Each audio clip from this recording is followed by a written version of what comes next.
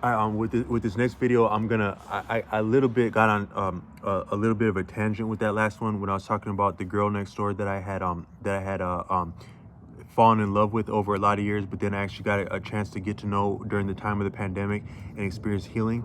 That might actually be a lesson in itself, where some of the most meaningful interactions we have with people, the deepest communion with people, is not necessarily sexual, but you could maybe reason that all of life is sexual, because all of life is a consequence of sexual energy, and is going back towards sexual energy, because the simple fact is that the universe is one, yet the universe is polarized. And that's actually the joy of lovemaking and life itself, is just the fact that things are all one, yet things are polarized.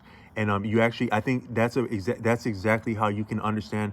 If you understand that, you can understand the universe, and much of what makes the universe cool. Like, now you see these airplanes flying over incessantly as I'm making this video, and that would make you think about like overconsumption. I in a previous video here, I was talking about that man I met at a gas station, talking about how profound fungus is, but he was also talking about how pernicious overconsumption is. And he was actually really he was actually asking me, what do you think life is going to be like 5 years from now, 10 years from now, 100 years from now, 300 years from now, at this rate of consumption? And he had real misgivings about that. That you can't pretend how his misgivings were about that.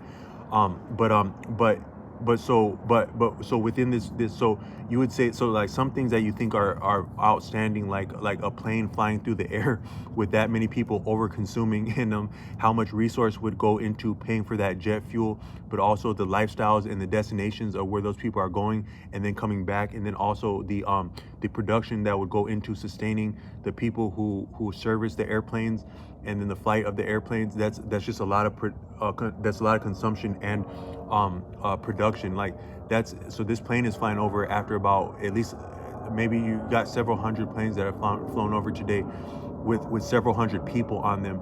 That's just a lot of stuff, but it makes you realize that a lot of life is going on. So sometimes, like, for a person like me, like, I'll go to a coffee shop, and I'll actually realize how much of living people are really doing, how much of loving people are really doing. And then you go away from that, and it's like, but where are these people meeting each other? Where is this happening at? And you would say, well, it must be online. But that's actually an example of how the online space must be segregated, because people are having beautiful outcomes and experiences, both professionally and socially, yet other people are marginalized. I met a man today at a gas station, and he gave me a pound today. Like, I talked that other video about how someone denied me a pound. Today he gave me a pound. I'm not showing myself in this video, but I was kind of dressed a little bit outstanding today, because I had on the colors of human unity, and the pendulum of human unity that matched the colors of the sweatshirt that were of human unity. And a brother acknowledged that at a gas station. The gas station it's near a very well-to-do college campus, some of the oldest money and talent in the area where I'm at. But he wasn't impressed by any of those people, those well-to-do people those soon-to-be well-to-do people coming through there. He was impressed with my outfit, and he gave me a pound in front of everyone's face, because he appreciated the outfit, and he'd met me a couple of times. And I want to say that might be the value of doing content, or doing anything, because the content, it not only helps you to land publicly when you're marginalized publicly and digitally, but it helps you to just be confident and more of a real person, because the more you do of enunciating yourself, you're also creating yourself as you're enunciating yourself, your style, your presence, your attitude, your communication, and that's felt by people in your environment in real life. So when he gave me that respect like that, that might be some people, that's all you get. So some people think that so some people think you're being cool when they call that dap, like when you do a cool handshake or a pound like that. Some people think you're cool when you're doing dap while you're doing cool stuff. But for some of us, that's all we get is the dap. We don't get the cool stuff. We just get the dap. And I'm not trying to associate with anything when I'm saying dap, but just from brother to brother, man to man, that respect that you get, sometimes that's all of what you get. For some people, that's your real flower right there. But it's actually worth it if you think about what it means to actually get that kind of respect openly and publicly, or even personally, mano y mano. But what takes to maintain that, but then also what that can mean to you because when he gave that to me, it made me decide not to walk by a liquor store on my way home. And so I think I'm gonna have a better night. I'm making this content. I wouldn't have the clarity of thought to make this content had I stopped by that liquor store. And I think I'm gonna get after doing some earning tomorrow, because I'm gonna wake up sober and clear. Also because he gave me that dap. So don't look past the power of respect, but don't forget how much it takes to earn and keep respect and make respect real. But we're still not better than anyone, but respect is worthwhile. But all I meant to say is that, so you think about things like that are very sophisticated, like a airplane, and more so all that is that you're observing is just simple mechanics, that is like engineering. So a lot of things you would say it's like it's so futuristic, or it's so spiritual, or it's so awesome, or but it's really just simply mechanics. And it's so I think that you could appreciate mechanics of almost any. So I thought that maybe the most fundamental I thought the most fundamental discipline is in terms of objective terms would be chemistry, because what exists outside of chemistry, even physics, what is there physical if not chemistry before the physics? But then with that, what is chemistry without romance? So romance might be your true humanities, which even inform science. You could say, so so are you going to send the students to a science track or humanities track? I think what came first, the chicken or the egg, the humanities or the science? I think the humanities, because ultimately the humanities deal with romance.